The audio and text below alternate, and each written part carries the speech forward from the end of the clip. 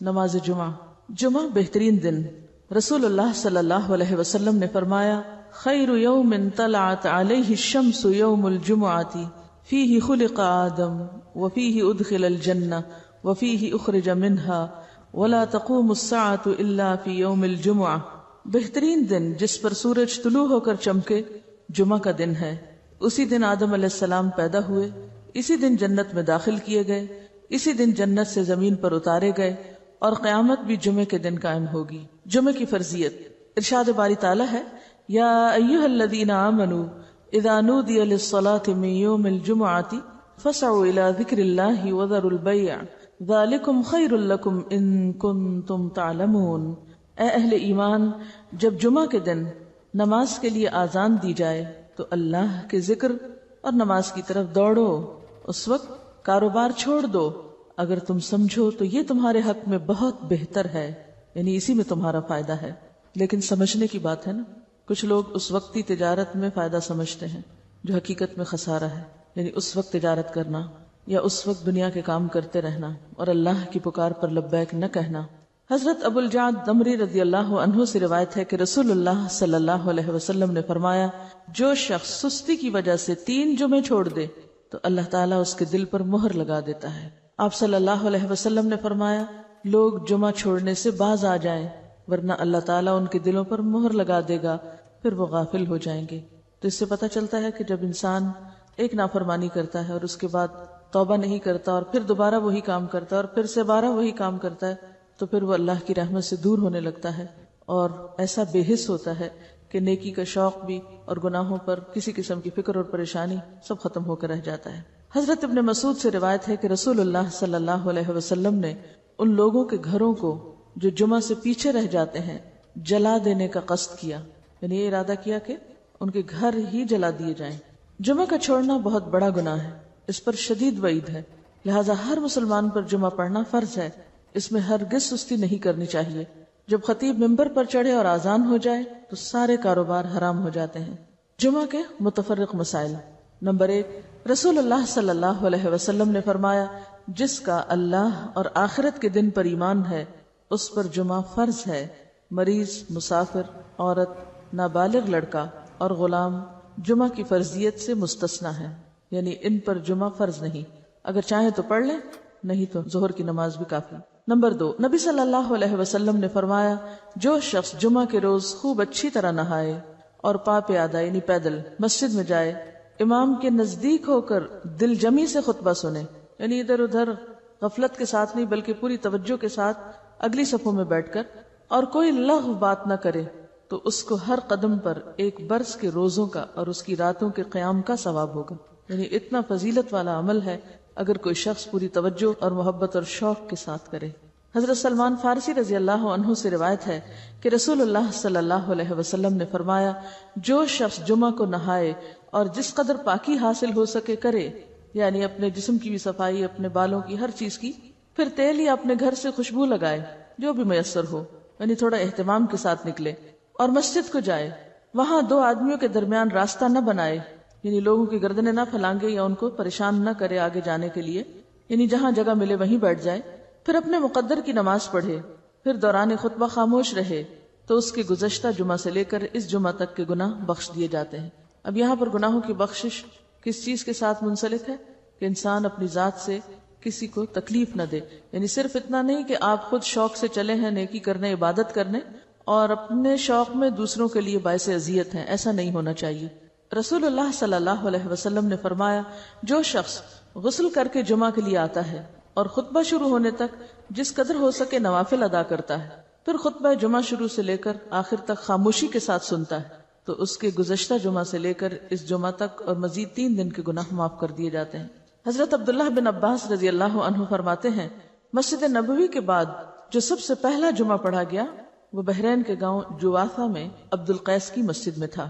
اس سے کیا پتہ چلتا ہے کہ جمعہ صرف بڑے شہر میں نہیں بلکہ گاؤں وغیرہ میں بھی پڑھا جا سکتا ہے، یا جہاں بھی لوگوں کی آبادی ہو، اکٹھے رہتے ہوں، وہاں پر جمعہ پڑھنا چاہیے، یہ جمعے کا اہتمام کیا جانا چاہیے. یہاں اس موقع پر میں یہ یاد دہانی آپ کو کرا دوں کہ جن خواتین کے لڑکے ہیں خاص طور پر ان کو، اپنے شوہروں کو، اپنے مرد رشتہ داروں کو یہ احادیث ضرور پڑھوا دیں یا ان کو یاد دہانی کرا دیں، تاکہ وہ اگر جاتے بھی ہیں جمعہ پڑھنے تو شوق سے جایا کریں اور ان آداب کا خیال بھی رکھیں جو رکھنے چاہیے۔ اسد بن زرارہ نے نقی الخدمات کے علاقے میں بنو بیازہ کی بستی حزم النبیت جو مدینہ سے 1 میل کے فاصلے پر تھی اس میں جمعہ قائم کیا۔ حضرت عبداللہ بن عمر مکہ اور مدینہ کے درمیان بسنے والے لوگوں کو جمعہ پڑھتے دیکھتے تو اعتراض نہ کرتے۔ نمبر 4، حنین کے دن بارش ہو رہی تھی تو رسول اللہ صلی اللہ علیہ وسلم نے اپنے منادی کو حکم دیا، آج اپنی اپنی قیام گاہوں میں نماز پڑھنے کا اعلان کر دو، اور وہ جمعہ کا دن تھا۔ یعنی اگر بارش کا موسم ہو اور جانے میں تکلیف ہو تو ایسی صورت میں پھر ظہر کی نماز گھر پہ پڑھی جا سکتی جب نکلنے میں حرج ہو۔ حضرت ابو ہریرہ سے روایت ہے کہ نبی صلی اللہ علیہ وسلم نے فرمایا، آج کے دن 2 عیدیں عید اور جمعہ اکٹھی ہو گئی ہیں، جو شخص صرف عید پڑھنا چاہے اسے وہ کافی ہے، لیکن ہم عید اور جمعہ دونوں پڑھیں گے۔ یعنی اگر ایک ہی دن میں 2 چیزیں ہوں تو ایک کی رخصت ہے، یعنی عید پڑھنا کافی ہے، جمعہ جو ہے اس کی بجائے ظہر کی نماز بھی پڑھی جا سکتی ہے، لیکن آپ صلی اللہ علیہ وسلم نے پھر بھی دونوں چیزوں کو پڑھنا پسند فرمایا اگرچہ سہولت رکھی۔ عبداللہ بن زبیر رضی اللہ عنہ کے زمانے میں جمعہ کے دن عید ہوئی تو انہوں نے نماز عید پڑھائی، جمعہ نہ پڑھایا۔ اس واقعے کی خبر ابن عباس کو ملی تو انہوں نے فرمایا ان کا یہ عمل سنت کے مطابق ہے۔ نمبر 6، رسول اللہ صلی اللہ علیہ وسلم نے فرمایا، اگر گنجائش ہو تو جمعہ کے لیے روزانہ استعمال ہونے والے کپڑوں کے علاوہ کپڑے بناؤ۔ یعنی اگر گنجائش ہو اور آسانی ہو اور سہولت ہو، اس سے یہ مطلب نہیں کہ ہر ہفتے نیا جوڑا سلوایا جائے، اس کا مطلب یہ ہے کہ جمعے کا جوڑا مخصوص بھی رکھا جا سکتا ہے، ٹھیک ہے، ایک دفعہ آپ نے سلوا لیا، اس کو ہر روز پہننے کی بجائے جمعے کے دن پہنا جائے، یعنی جمعے کا لباس مخصوص کیا جا سکتا ہے عام روزمرہ کے لباس سے۔ یعنی اہتمام کی بات ہے اصل میں، صرف نئے کپڑے سلوانے کی بات نہیں۔ نبی صلی اللہ علیہ وسلم نے دوران خطبہ گوٹ مار کر بیٹھنے سے منع فرمایا۔ گوٹ مارنا اس طرح بیٹھنے کو کہتے ہیں کہ ہاتھ یا کپڑے کے ساتھ رانوں کو پیٹ سے ملا کر بیٹھے، ٹھیک ہے۔ اس طرح بیٹھنے سے عموماً نیند آ جاتی ہے اور پھر آدمی خطبہ نہیں سن سکتا۔ علاوہ ازیں اس حالت میں آدمی اکثر گر پڑتا ہے یا بے حجاب ہونے کا بھی اہتمام ہوتا ہے۔ بیٹھ کے دکھائیے یا اس طرح، یعنی بہت ہی ریلیکس قسم کی اور کیجول قسم کی سٹنگ ہے، یہ اس سے منع کیا گیا ہے۔ نمبر 8، جابر بن سمرہ رضی اللہ عنہ سے روایت ہے کہ رسول اللہ صلی اللہ علیہ وسلم کھڑے ہو کر خطبہ دیتے اور 2 خطبوں کے درمیان بیٹھتے۔ جو شخص یہ کہے کہ آپ بیٹھ کر خطبہ دیتے تھے اس نے غلط بیانی کی۔ حضرت کعب بن عجرہ سے روایت ہے کہ وہ مسجد میں داخل ہوئے اور عبد الرحمن ابن ام الحکم بیٹھے ہوئے خطبہ دے رہے تھے۔ کعب نے کہا، اس خبیث کی طرف دیکھو، بیٹھے ہوئے خطبہ دیتا ہے، حالانکہ اللہ تعالیٰ فرماتے ہیں وَإِذَا رَأَوْا تِجَارَةً أَوْ لَهْوًا انفضوا إِلَيْهَا وَتَرَكُوكَ قَائِمًا، اور جب یہ لوگ کوئی سودا بکتا دیکھتے ہیں یا کوئی تماشا دیکھتے ہیں تو اس کی طرف بھاگ اٹھتے ہیں اور آپ کو خطبے میں کھڑا ہی چھوڑ دیتے ہیں۔ قرآن پاک سے یہ بات پتہ چلتی ہے کہ خطبہ کھڑے ہو کر دینا چاہیے۔ اب یہاں پر آپ سوچ رہے ہوں کہ بہت سخت لفظ استعمال کیا اور شاید ان کے پیچھے یا چھپ کے یا غیبت کے طور پہ کیا، تو اصل بات یہ ہے کہ صحابہ کرام کے اندر آپ نے ایک چیز دیکھی ہوگی کہ وہ سنت کے خلاف کوئی چیز برداشت نہیں کرتے تھے، کیونکہ وہ اللہ کے رسول صلی اللہ علیہ وسلم کو اپنی ذات، اپنی اولاد، اپنے والدین، اپنی ہر چیز سے زیادہ محبوب رکھتے تھے اور آپ کی باتوں کو بھی اسی طرح اہمیت دیتے تھے۔ لہٰذا کہیں وہ کوئی چیز آپ کی سنت کے خلاف ہوتے دیکھتے تو وہ ان کے لیے بہت ہی سخت ہوتی اور اسی لیے سخت الفاظ بھی استعمال کر جاتے۔ تو بات یہ کہ اسی کا نام من احب للہ و ابغض للہ ہے، وآتى للہ و منع للہ۔ جب ہم دین میں محبت کی بات کرتے ہیں تو ہم سمجھتے ہیں کہ محبت پھر جائز ناجائز ہر بات پہ محبت، یہ بات غلط ہے۔ ٹھیک ہے، درست چیز کو اپریشیٹ کیا جائے اور جو غلط بات ہے اس کو غلط بتایا جائے، اور غلطی جتنی زیادہ بڑی ہو اس کے لیے اتنا ہی فرم ہونا چاہیے، اس کے لیے پھر ڈھیلا ڈھالا رویہ نہیں اختیار کرنا چاہیے، جبکہ بات پوری طرح دوسروں کو بتائی بھی جا چکی ہو۔ لیکن ایک بات یاد رکھیے کہ صحابہ کرام کا جو باہم تعلق یا واسطہ تھا، ان کی جو تربیت جس ڈھنگ پر ہوئی تھی، وہاں ذات اور انا اور میں اور شخصیت پرستی جیسی چیزیں نہیں تھی، وہاں محبت بھی اللہ کے لیے تھی اور بغض بھی اللہ کے لیے تھا، اور اس کے ساتھ ساتھ وہ کسی چیز کو اپنی ذاتی وقار کا مسئلہ نہیں بناتے تھے، اس کو پرسنلی نہیں لیتے تھے۔ ہم کوئی چیز نہ بھی ہو تو اس کو پرسنل بنا لیتے ہیں، یعنی کوئی شخص کسی سے کچھ کہہ رہا ہو تو ہم اس کو اپنے خلاف لے لیتے ہیں، اور اپنی ذات کے بارے میں ہمیشہ بہت ہی سمپیتھیٹک اور بہت سینسٹیو اور بہت کانشیس اور بہت مہربان رہتے ہیں، اٹھتے بیٹھتے چلتے پھرتے تکلیفوں کا ذکر بھی کرتے رہتے ہیں۔ کبھی ہمیں یہ بھی سوچنا چاہیے کہ جب ہم بہت زیادہ تکلیفوں کا ذکر کرتے ہیں تو کہیں ہم اللہ تعالیٰ کا شکوہ تو نہیں کر رہے ہوتے؟ تھوڑی دیر کے لیے سوچیں، یہ مسئلہ وہ مسئلہ، یہ پریشانی وہ پریشانی، یہ بیماری وہ بیماری، یہ تکلیف وہ تکلیف، یعنی تھوڑی دیر کے لیے اس بات پر اگر غور کریں کہ اگر ہر وقت ہماری زبان سے شکوے شکایات ہی نکلتے رہیں تو ہمیں کیا معلوم نہیں کہ ہر نقصان، ہر تکلیف، ہر بیماری اللہ کے اذن سے ہی آتی اور ہر چیز اسی کے ہاتھ میں، وہ جب چاہے اللہم لا مانع لما اعطیت ولا معطی لما منعت ولا ينفع ذا الجد منک الجد. یعنی اگرچہ تکلیف یا بیماری یا دکھ کے اظہار کرنے میں کوئی گناہ کی بات نہیں ہے، لیکن اللہ سے محبت کے ادب کے خلاف ہے. جس سے آپ محبت کرتے ہیں آپ اس کی شکایتیں راہ چلتے تھوڑی کرتے رہتے ہیں کہ کرتے ہیں. ہاں سمجھ رہے ہیں میں کیا کہہ رہی ہوں؟ اس شخص سے آپ نے کیا سبق سیکھا جس کا صدقہ کسی ایسے شخص کو چلا گیا کہ جو مستحق نہیں تھا اور وہ دل میں تکلیف میں بھی تھا، پریشان بھی تھا، تو کیا کہا اللہم لک الحمد. ہم یہ اخلاق اور ادب نہیں سیکھ سکتے؟ ہاں سیکھ سکتے ہیں. مثلا ایک ڈاکٹر کے پاس جا کے بتانا کہ میں بیمار ہوں، اس میں کوئی برائی نہیں، لیکن ہر انسان کو بتانا میں بیمار ہوں یہ اللہ کی محبت کے ادب کے خلاف ہے. ابراہیم علیہ السلام جو اللہ کے دوست تھے وہ کیا کیا کرتے تھے؟ کیا کہتے تھے؟ فَإِنَّهُمْ عَدُوٌّ لِّي إِلَّا رَبَّ الْعَالَمِينَ الَّذِي خَلَقَنِي فَهُوَ يَهْدِينِ وَالَّذِي هُوَ يُطْعِمُنِي وَيَسْقِينِ وَإِذَا مَرِضْتُ فَهُوَ يَشْفِينِ وَالَّذِي يُمِيتُنِي ثُمَّ يُحْيِينِ وَالَّذِي أَطْمَعُ أَن يَغْفِرَ لِي خَطِيئَتِي يَوْمَ الدِّينِ رَبِّ هَبْ لِي حُكْمًا وَأَلْحِقْنِي بِالصَّالِحِينَ وَاجْعَل لِّي لِسَانَ صِدْقٍ فِي الْآخِرِينَ وَاجْعَلْنِي مِن وَرَثَةِ جَنَّةِ النَّعِيمِ. کیا سرگوشی ہے نا اپنے رب سے، کیسے نعمتوں کا اقرار ہے، کیسے محبت اور شکر کا اظہار ہے. اب سوچتے ہو کہ پڑھاتے پڑھاتے پتہ نہیں کہاں چلی جاتی ہیں اور کسی اور ہی irrelevant بات کے اوپر شامت لے آتی ہیں روز. دیکھیے ایک ہے عام سطح پہ جینا اور ایک ہے مقربین کی سطح پہ جینا. تو ہم معلوم نہیں کہاں ہیں، لیکن مقربین کے رستے پہ چلنا تو چاہیے نا، کہ نہیں؟ اتنی دعائیں مانگ کے کہتے رب ہب لی حکمن، یہ ہے عجز، یہ ہے عجزی. ساری مناجات کر کے کہتے ہیں اللہ مجھے حکمت دے، قوت فیصلہ دے، سمجھ دے، فہم دے، والحقنی بالصالحین. یہ ہوتی ہے اللہ سے محبت کی علامتیں. شکوہ محبت کی موت ہوتا ہے، شکوہ محبت کی موت ہوتا ہے. جس سے محبت ہوتی ہے اس سے شکوے نہیں کیے جاتے، یا اس کے شکوے یا اس کی شکایتیں دوسروں کے سامنے نہیں کی جاتی. جب کھینچ کے آہے سر کہتا ہے کوئی بندہ، جس حال میں بھی رکھے صد شکر ہے اللہ کا، میں سوچنے لگتا ہوں یہ شکر کیا اس نے یا تانا دیا اس نے رزاق دو عالم کو. میں سوچتی ہوں کبھی کبھی کہ ہم نہ سمجھی میں پتہ نہیں کیا کیا کرتے ہیں اور پھر ہم مطمئن اتنے رہتے ہیں کہ ہم سب ٹھیک کر رہے ہیں. یہ جو دھوکہ ہے نا نفس کو، اور یہ جو خوش فہمی اور غلط فہمی ہے ہمیں اپنے بارے میں، اس کے لیے دعا کیا کریں کہ یا اللہ مجھے میرے عیب دکھا، کیونکہ یہ جو دھوکہ ہے خود کا سخت نقصان دہ ہے. اور دنیا میں ہمیں کوئی نہیں پتا چل رہا کہ ہم نیکی کے پردے میں کیا کیا گڑبڑ کر رہے ہیں. قیامت کے دن جب اعمال نامے سامنے آئیں گے نا نمبر لگ کے، تو ہوش اڑ جائیں گے کہ یہ میں کس غلط فہمی میں رہا. رسول اللہ صلی اللہ علیہ وسلم نے جمعہ کا خطبہ دیا. آپ کے سر پر سیاہ رنگ کی پگڑی تھی، اس کے دونوں سرے آپ نے کندھوں کے درمیان چھوڑے ہوئے تھے، اس کے دونوں سرے آپ نے کندھوں کے درمیان چھوڑے ہوئے تھے. رسول اللہ صلی اللہ علیہ وسلم نے جمعہ کے دن مسجد میں نماز جمعہ سے پہلے حلقہ بنانے سے منع فرمایا. یعنی نہیں کہ صبح سے آ کے وہاں حلقہ بنا کے بیٹھ جاؤ، کچھ پڑھنے لگ جاؤ. اب سوال یہ پیدا ہوتا ہے کہ جمعہ سے پہلے اس سے منع کیوں کیا گیا؟ دعا مانگ کے جواب دے اللہ سے کہ اللہ صحیح حکمت دے اور صحیح بات کی توفیق. دیکھیے کہ ہر چیز کا اپنا ایک مقام ہوتا ہے نا. آپ کو جمعہ کے لیے جانا ہے، جمعہ کی نیت سے جائیں گے نا مسجد میں، اور اگر حلقہ بنانے یا بیٹھنے کے لیے جانا ہے تو وہ اس نیت سے پہلے ہی جا کے بیٹھیں گے نا. تو وہ جو اصل کام ہے وہ کس میں دب جائے گا؟ اس پہ ایک شیڈو آ جائے گا نا کسی اور عمل کا. مثلا یہ ایسے ہی ہے جیسے آپ کو کوئی کھانے سے پہلے میٹھا کھلا دے. کئی ملکوں میں کھانے سے پہلے میٹھا کھاتے ہیں. مجھے یاد نہیں کہاں، میں کہیں کسی جگہ پر گئی تو انہوں نے پہلے میٹھا سرو کیا. میں نے کہا یہ رکھ دیں ابھی بعد میں. کہتے نہیں ہمارے یہاں پہلے میٹھا کھایا جاتا ہے. لیکن ہمارے یہاں جیسے عادات ہیں اس میں کیا ہے کہ میٹھا آخر میں کھایا جاتا ہے. ٹھیک ہے، اب اگر کھانے سے پہلے میٹھا کھا لیں تو اس سے کیا امپیکٹ ہوتا ہے کھانے پر؟ کھانے سے پہلے کیا کھاتے ہیں؟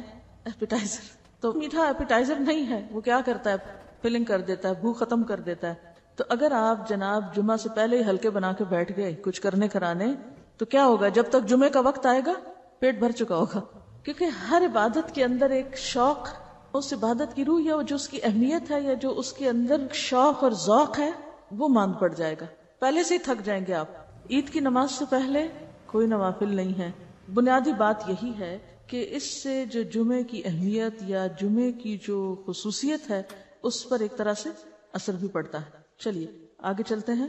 لہٰذا جو علماء خطبہ جمعہ سے پہلے تقریر کرتے ہیں انہیں اس عمل کو ترک کر دینا چاہیے۔ حضرت انس رضی اللہ عنہ کہتے ہیں کہ رسول اللہ صلی اللہ علیہ وسلم شدت کی سردی میں جمعہ کی نماز سویرے پڑھتے تھے اور شدت کی گرمی میں دیر سے پڑھتے تھے۔ حضرت جابر کہتے ہیں کہ جب رسول اللہ صلی اللہ علیہ وسلم خطبہ ارشاد فرماتے تو آپ کی آنکھیں سرخ ہو جاتی، آواز بلند ہوتی اور جوش میں آ جاتے تھے، گویا کہ آپ ہمیں کسی ایسے لشکر سے ڈرا رہے ہیں جو صبح یا شام ہم پر حملہ کرنے والا ہے، اور فرماتے کہ میں اور قیامت ساتھ ساتھ اس طرح بھیجے گئے ہیں۔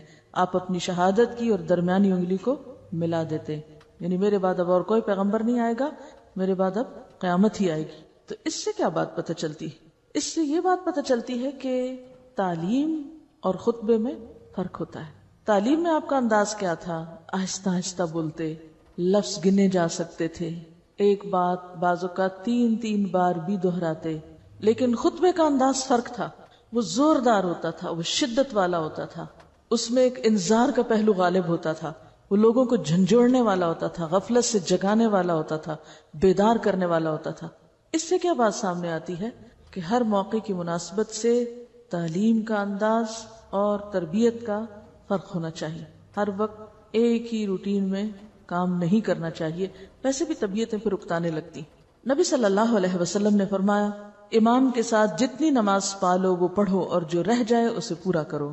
اس حدیث کی روح سے نماز جمعہ کی دوسری رکعت کے سجدہ یا تشہد کو پانے والا سلام پھرنے کے بعد اٹھ کر 2 رکعتیں پڑھے گا، 4 نہیں، کیونکہ اس کی فوت شدہ نماز 2 رکعتیں ہیں، 4 رکعتیں نہیں۔ یعنی جمعہ اگر اپنے آخری حصے میں آپ نے پایا، جیسے امام جو تھا وہ آخری سجدہ کر رہا تھا اور آپ مسجد میں داخل ہوئے، یا وہ اتحیات بیٹھے تو سلام سے پہلے آپ بیٹھ گئے ساتھ، تو ایک طرح سے جمعے کا ثواب تو مل گیا، لیکن بعد میں 2 رکعتیں پڑھی جائیں گی، ظہر بنا کے 4 نہیں پڑھی جائیں گی۔ دوران خطبہ 2 رکعتیں پڑھ کر بیٹھو۔ رسول اللہ صلی اللہ علیہ وسلم جمعہ کا خطبہ ارشاد فرما رہے تھے کہ ایک شخص سلیق غطفانی مسجد میں آئے اور 2 رکعتیں پڑھے بغیر بیٹھ گئے۔ نبی صلی اللہ علیہ وسلم نے پوچھا، کیا تم نے 2 رکعتیں پڑھی ہیں؟ اس نے عرض کی، نہیں یا رسول اللہ۔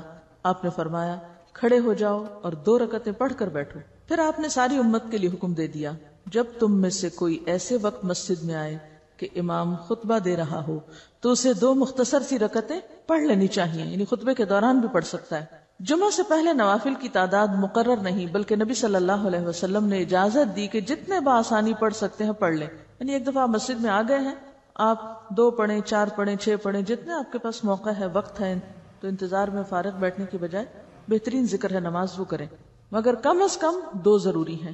گردنیں نہ پھلانگیں۔ حضرت عبداللہ بن بسر رضی اللہ عنہ سے روایت ہے کہ جمعہ کے دن رسول اللہ صلی اللہ علیہ وسلم خطبہ دے رہے تھے کہ ایک شخص لوگوں کی گردنیں پھلانگتا ہوا آنے لگا، تو آپ نے یہ دیکھ کر فرمایا، بیٹھ جاؤ، تم نے لوگوں کو ایذا دی اور دیر لگائی ہے۔ آنیت و آذیت، دیر سے پہنچے ہو اور تکلیف دے رہے ہو، بعد میں آئے ہو اور گردنیں پھلانگ پھلانگ کے آگے آ کے بیٹھ رہے ہو، یہ بد اخلاقی بھی ہے، کیونکہ پہلے آنے والوں کا حق پہلا ہے۔ ہمیں تھوڑا سا اس بات کا ضرور خیال رکھنا چاہیے کہ ہر وقت اپنی ہی ذات کو اہم نہیں سمجھنا چاہیے کہ میں امپورٹنٹ ہوں، مجھے آگے جگہ ملنی چاہیے، مجھے قریب۔ اگر آپ کو اتنا ہی شوق ہے تو پھر آپ وقت پر آئیں۔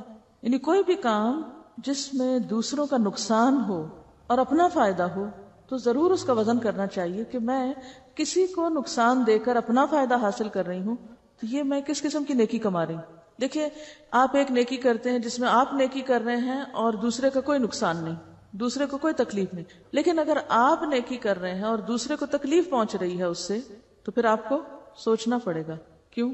آپ پہلے دفع مضرت کریں گے یا پہلے جلب منفعت کریں گے؟ دفع مضرت کریں گے نا، ٹھیک ہے نا؟ یعنی دوسروں کی تکلیف کو پہلے دور کریں۔ اس کی چھوٹی سی مثال ہے، مثلا آپ کو شوق ہے بلند آواز سے قرات کرنے کا، لیکن آپ کے آس پاس اور بہت سے لوگ ہیں، بلند آواز سے قرات پسندیدہ ہے، منع نہیں ہے، لیکن اگر آپ بلند کریں اور دوسرے اپنا ذکر بھی نہیں کر پا رہے، کسی کام کے قابل نہیں، تو آپ کیا کر رہے ہیں؟ یہ کس قسم کی نیکی کر رہے ہیں؟ اس نیکی سے بہتر ہے کہ آپ دوسروں کو تکلیف سے بچائیں۔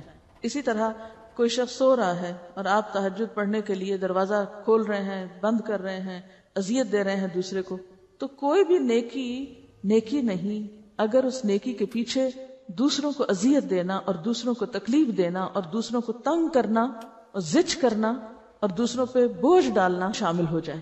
آپ نیکی ایسی کریں کہ جو دوسروں کے لیے تکلیف کا سبب نہ بنے۔ تو جمعہ کی نماز کے لیے آنے والوں کو جہاں جگہ ملے وہاں بیٹھ جانا چاہیے، دوسروں کو تکلیف نہیں دینی چاہیے۔ اب پہلے آنے والوں کا ثواب.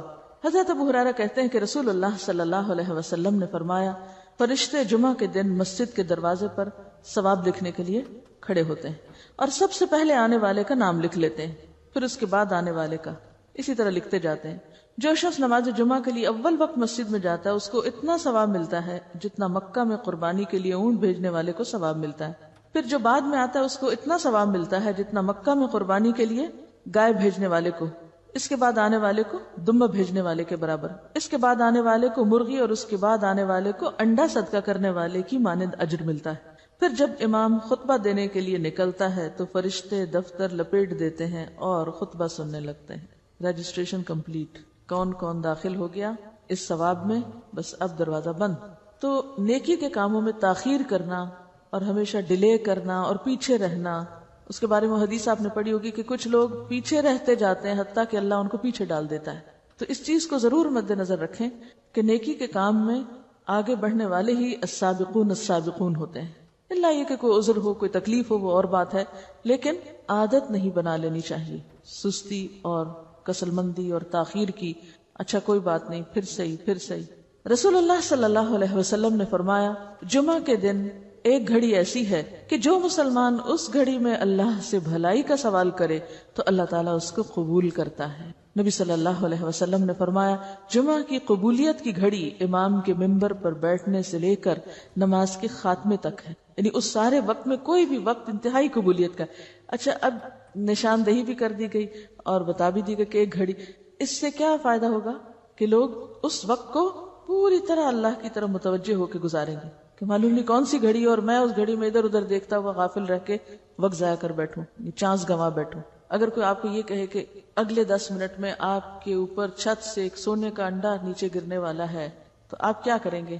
اس 10 منٹ میں تو سانس بھی نہ لیں، شاید آنکھ بھی نہ جھپکیں کہ کہیں ایسا نہ ہو کہ میں آنکھ بند کر جاؤں اور وہ انڈا مس ہو جائے مجھ سے. ہاں غافل نہیں ہوگے. تو آپ دیکھیے کہ کسی ایک دعا کا قبول ہو جانا سونے کے انڈے سے کہیں زیادہ قیمتی. لیکن عموماً جب خیر و بھلائی اور برکت کی تقسیم ہوتی ہے تو ہم اسی قسم کی غفلت کا ثبوت دیتے ہیں اور توجہ نہیں کرتے، اور کبھی سونے لگتے ہیں اور کبھی ادھر ادھر توجہ کرنے لگتے ہیں. تو جمعے کا وقت خطبے سے لے کر نماز تک، دعا تک بہت ہی بہترین گھڑیوں میں سے جب بندہ اپنے رب کے قریب ہوتا ہے. لہٰذا آنا بھی جلدی چاہیے کہ السابقون ہو. اور سابقون کون ہوتے ہیں؟ المقربون ہوتے ہیں. اور مقربون وہی ہو سکتے ہیں کہ جو ایسے مواقع کو بخوبی استعمال کرنا جانتے ہیں اور ان مواقع میں غافل نہ ہو. بعض اوقات ایک لمحے کی غفلت انسان کو سالوں پیچھے لے جاتی. خطبہ جمعہ کے مسائل. رسول اللہ صلی اللہ علیہ وسلم 2 خطبے ارشاد فرماتے، ان کے درمیان بیٹھتے، خطبہ میں قرآن مجید پڑھتے اور لوگوں کو نصیحت کرتے. آپ کی نماز بھی اوسط درجے کی اور خطبہ بھی اوسط درجے کا ہوتا، بہت طویل خطبہ نہیں ہوتا تھا. آپ نے فرمایا کہ آدمی کی لمبی نماز اور مختصر خطبہ دانائی کی علامت ہے، یعنی عقل مندی کی بات ہے. بس نماز عام نمازوں کی نسبت طویل کرو اور خطبہ عام خطبوں کی نسبت مختصر کرو. نبی صلی اللہ علیہ وسلم خطبہ جمعہ میں سورۃ قاف کی تلاوت فرماتے تھے. حضرت ابو ہریرہ رضی اللہ عنہ روایت کرتے ہیں کہ رسول اللہ صلی اللہ علیہ وسلم نے فرمایا جمعہ کے خطبہ میں جب تو اپنے پاس بیٹھنے والے کو یہ کہے کہ چپ رہو تو بلا شبہ تم نے بھی لغو کام کیا. یعنی اتنا بولنے کی بھی اجازت نہیں کہ انسان کسی سے کہے بی کوائٹ یا چپ. چپ لفظ بولنا جو ہے یہ بھی لغو میں شمار ہوتا ہے، کیونکہ پیچھے آیا نا کہ جس نے لغو بات نہ کی.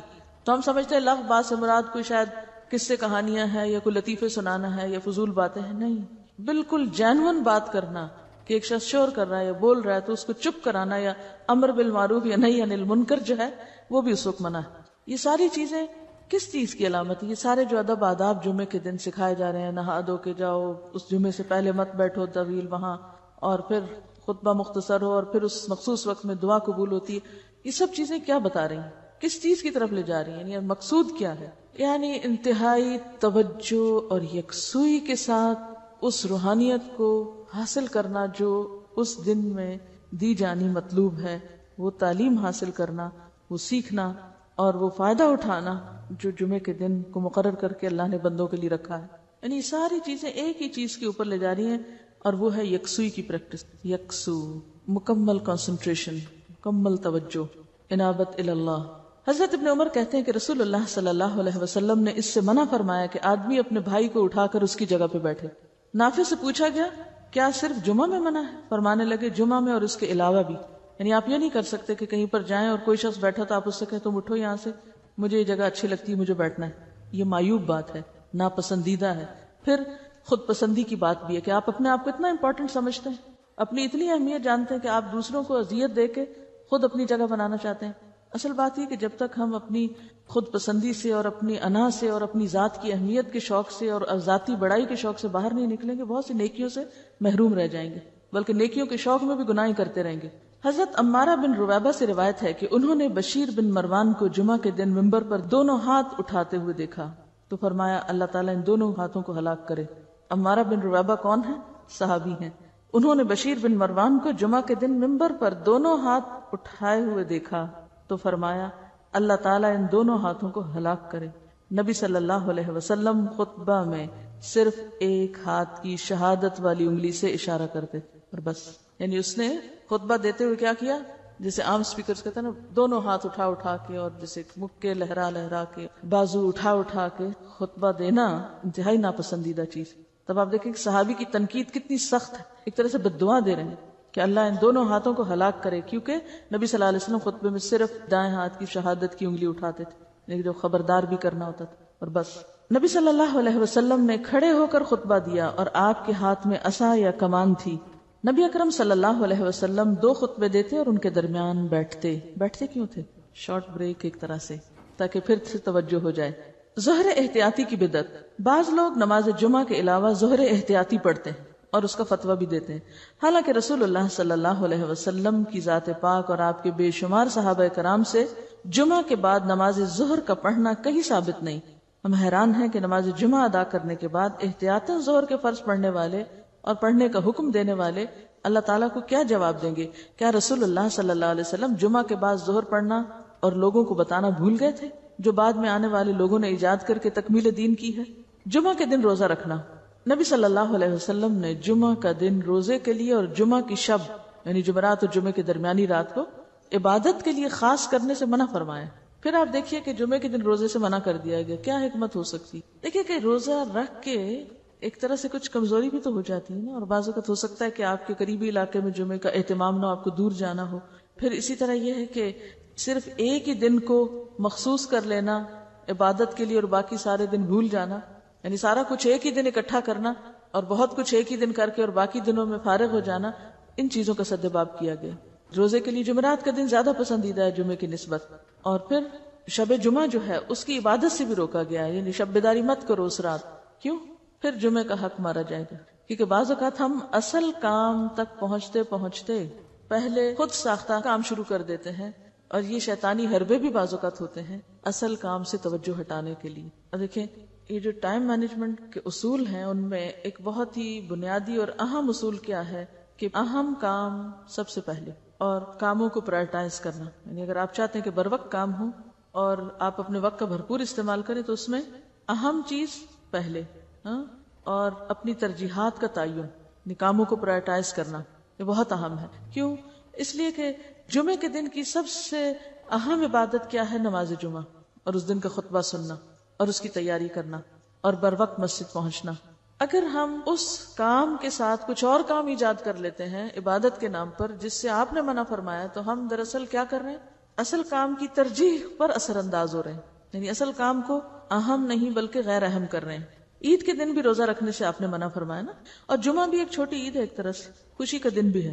دیکھیے کہ بعض لوگ تہجد پڑھ لیتے ہیں، فجر قضا کر دیتے ہیں. اسی طرح اگر کوئی شخص جمعے کی رات عبادت کرتا رہے اور جب جمعے کا وقت آئے تو اس وقت وہ سست ہو کے بیٹھ جائے اور خطبہ جمعہ میں بھرپور نیند لے کے اٹھے.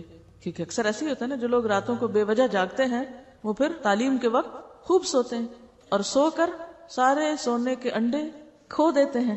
دیکھیے کہ رات کی عبادت اور مخصوص کر لینا اس رات کو اور روزہ رکھنا یہ ایک انفرادی عبادت ہے، لیکن نماز جمعہ ایک اجتماعی عبادت. تو بعض اوقات ہم انفرادی کاموں میں، ذاتی کاموں میں اس طرح لگ جاتے ہیں کہ اجتماعی کام جو ہیں وہ متاثر ہو جاتے ہیں، تو یہ درست نہیں. یعنی اس میں بہت سی حکمتیں ہو سکتی ہیں. جمعہ کا دن اور درود شریف کی کثرت. آپ صلی اللہ علیہ وسلم نے فرمایا، جمعہ کے دن مجھ پر بکثرت درود بھیجو تمہارا درود مجھے پہنچایا جاتا ہے۔ جمعہ کی اذان حضرت صائب بن یزید سے روایت ہے کہ رسول اللہ صلی اللہ علیہ وسلم، حضرت ابوبکر اور عمر رضی اللہ عنہم کے زمانے میں جمعہ کی اذان اس وقت ہوتی تھی جب امام خطبے کے لیے ممبر پر بیٹھ جاتا۔ جب حضرت عثمان خلیفہ بنے اور لوگ زیادہ ہو گئے تو زورا کی جگہ پر ایک اور اذان دی جانے لگی۔ امام بخاری فرماتے ہیں زورا مدینہ کے بازار میں ایک مقام ہے۔ مسجد کے اندر امام کی خطبے سے پہلے صرف ایک اذان ہے۔ اکثر مساجد میں اس سے قبل دی جانے والی اذان کو ثبوت حضرت عثمان کے دور سے بھی نہیں، لہٰذا اس سے اجتناب کرنا چاہیے۔ یہ ذرا حاشیہ دیکھ لیتے ہیں اس کا۔ جمعے کے دن پہلی اذان کا پس منظر یہ ہے کہ عہد نبوت میں مدینہ منورہ اس کی آبادی کا حجم نسبتاً مختصر تھا۔ آپ کو معلوم ہے کہ اس وقت جتنے ایریے پر مسجد نبوی ہے پورا شہر اتنے ایریے میں تھا۔ جی ہاں، موجودہ مسجد نبوی کو اگر آپ جائیں کبھی، اللہ لے جائیں، چاروں طرف سے چکر لگائیں، اچھا خاصا رقبہ ہے، تو اس وقت پورا مدینہ بس اتنا تھا، اور ایک اذان اس سارے ایریے کے لیے کافی تھی۔ لوگوں کو اذان آسانی سے سنائی دے جاتی۔ عہد عثمانی میں آبادی زیادہ ہو گئی تو تمام لوگ اذان کی آواز سن نہیں پاتے تھے، جس کا لازمی نتیجہ یہ نکلا کہ گوناگو مصروفیات کا شکار کئی لوگ مسجد میں بروقت پہنچنے سے قاصر ہو گئے۔ اس کا انتظامی حل یہ نکالا گیا کہ پہلے مسجد سے باہر بازار کے اندر اذان دی جائے، اس سے کچھ ہی دیر بعد مسجد نبوی میں دوسری اذان ہو جاتی۔ اور حضرت عثمان کا یہ اقدام بدعت نہ تھا، کیونکہ حضرت عثمان خلفائے راشدین میں سے ہیں۔ ان کے دور میں مدینہ منورہ میں جب پہلی دفعہ اس اذان کی ضرورت محسوس کی گئی تو انہوں نے اسے شرعی حکم کے طور پر نہیں، محض انتظامی حل کے طور پہ جاری کیا تھا، جس سے صحابہ کرام کی خاموش تائید حاصل تھی۔ ظاہر ہے کہ جس چیز پر صحابہ کرام کا عمومی اتفاق ہو وہ بدعت نہیں ہوتی۔ وآخر دعوانا ان الحمد للہ رب العالمین، سبحانک اللہم وبحمدک، نشہد ان لا الہ الا انت، نستغفرک ونتوب الیک۔